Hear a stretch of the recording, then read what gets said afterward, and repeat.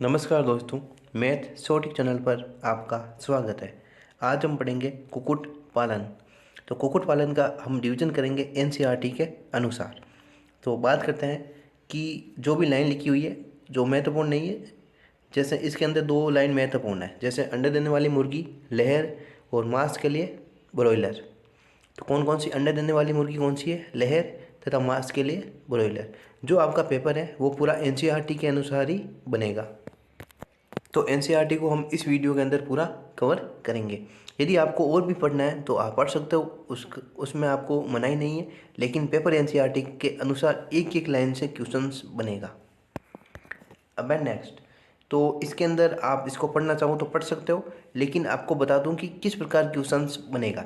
जैसे यहाँ पर लिखा हुआ है कि ब्रॉयलर के आहार में प्रोटीन तथा वसा प्रचुर मात्रा में होता है। ये लाइन हमको थोड़ी बहुत याद है, लेकिन एग्जाम के अंदर वहाँ पर ऑप्शन आएगा, जैसे प्रोटीन कार्बोहाइड्रेट, प्रोटीन वसा, वसा कार्बोहाइड्रेट, प्रोटीन विटामिन।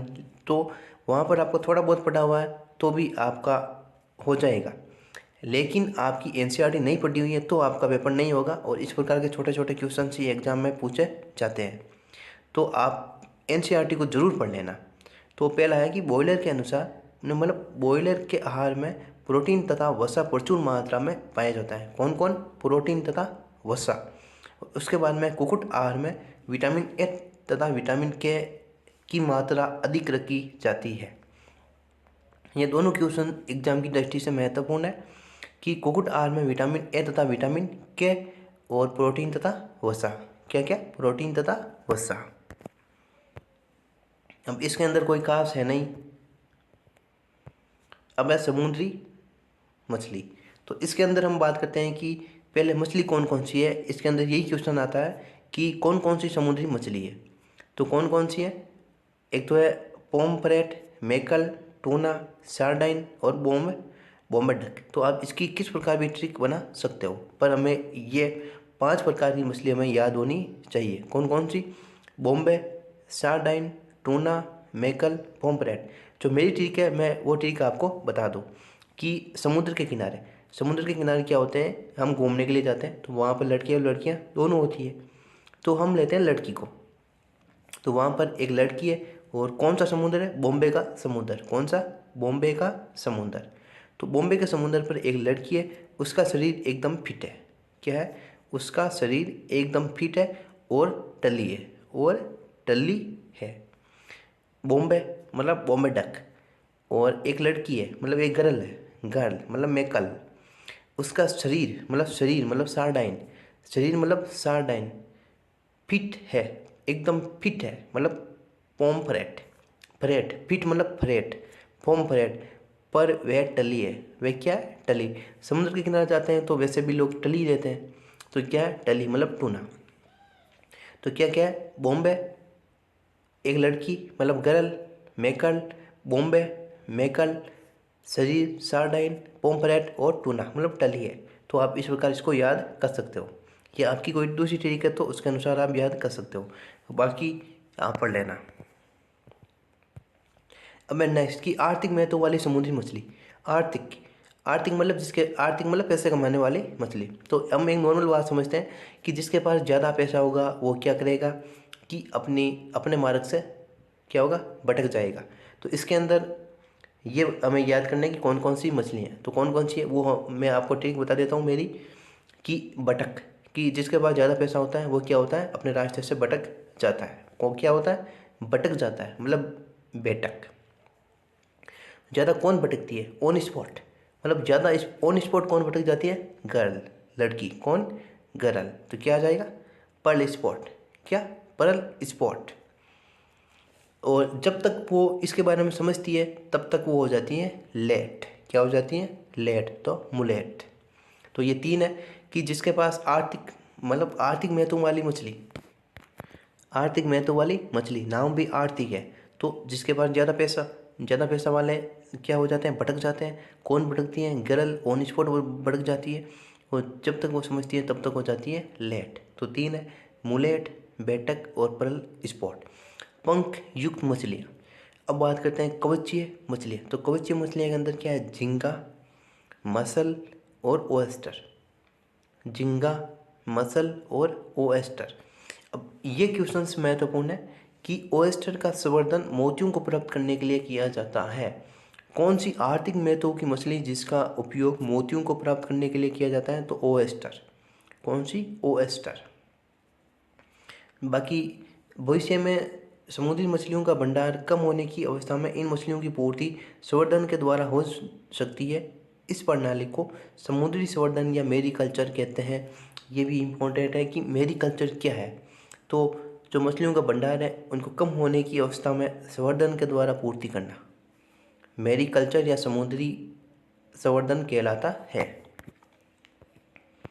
यह 6 नंबर जो है अंतःस्थलीय मछली, यह है नेक्स्ट। तो इसके अंदर एक क्वेश्चन आता है, बाकी आप पढ़ लेना कि ऐसे निरंतर में एक ही तालाब में 5 तथा 6 पर मछलियों की स्पीसीज प्रयोग होता है।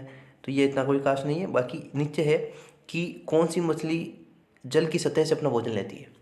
तो दो तरह की मछली है जो जल की सतह से अपना भोजन लेती है। एक तो है कटरा, एक है रोहू। क्या है? कटरा और रोहू। रोहू मछली और कटरा मछली, तो दो मछलियाँ जो जल की सतह से अपना भोजन लेती है। उसके बाद में बात करते हैं कि तलीस है, जो तली होती है तलीस है। तो तलीस है मरीगल और कॉमन, मरीगल और कॉमन। उसके बाद में है खरपतवार मतलब ग्रास। घास किसके अंदर आता है? खरपतवार है घास, तो ग्रास। इसको आप याद कर सकते हो कि जो मेरी ट्रिक है तीनों की याद करने की, वो भी मैं बता दूं आपको कि जैसे कटरा मछली सतह से। अब सतह क्या? मैं मानता हूँ कि ये पानी है यहाँ पर, इसका सतह मैंने माना है ये।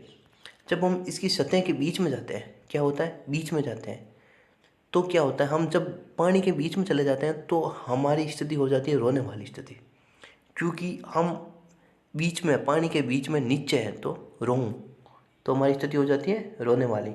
और दूसरी क्या है? कटरा।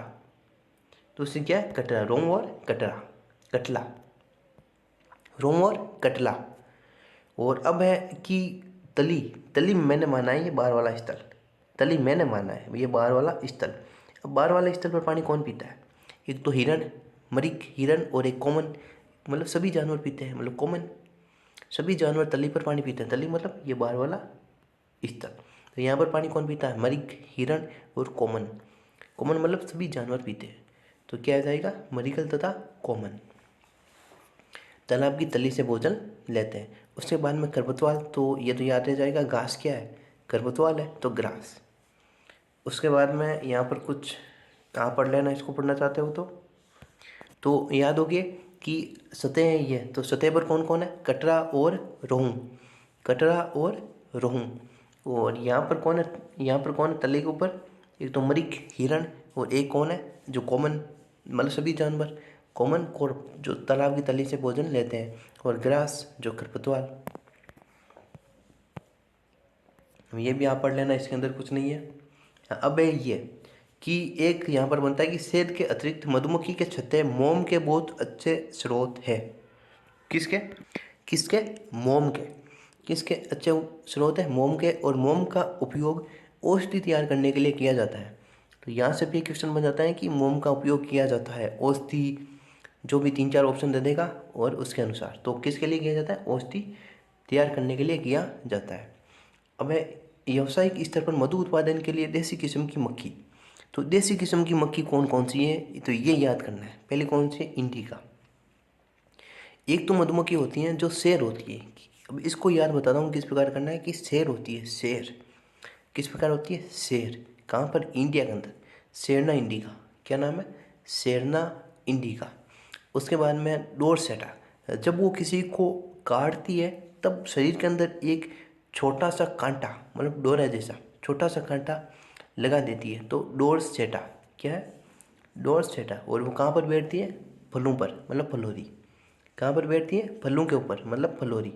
और एक लिटिल मक्खी, ये याद करना है कि लिटिल मक्खी के नाम से फलोरी मतलब फूल, फलोरी मतलब लिटिल मक्खी। तो सेरना इंडिका, एपिस डोरसेटा एक सेल मक्खी है। ये क्या है? एक सेल मक्खी। सामान्य भारतीय मक्खी सेरना इंडिका, डोरसेटा एक सेल मक्खी, और ये लिटिल मक्खी फलोरा। एपिस फ्लोरी का उपयोग किया जाता है। भाई नेक्स्ट कि एक एक इटली मक्खी है, तो इटली मक्खी के अंदर क्या होते हैं कि जब शादी होती है तब वह मेले कपड़े पहनते हैं। क्या पहनते हैं? मेले कपड़े। तो मेलिफेरा इटली के अंदर मेले कपड़े पहनते हैं, मतलब मेली फेरा। अब इटली के अंदर कौन सी मक्खी है? एपिस मेलिफेरा का उपयोग मधु के उत्पादन को बढ़ाने के लिए किया जाता है। व्यावसायिक मधु उत्पादन में इस मक्खी का प्राय उपयोग किया जाता है। और ये यहाँ पढ़ लेना, इसके अंदर ज़्यादा कुछ खास नहीं है। तो ये है एनसीईआरटी पर आधारित। तो आपको इसकी एक एक लाइन जो भी महत्वपूर्ण है वो याद होनी चाहिए। तो आपको ये वीडियो अच्छा लगा तो वीडियो को लाइक करना, चैनल को सब्सक्राइब जरूर करना। धन्यवाद।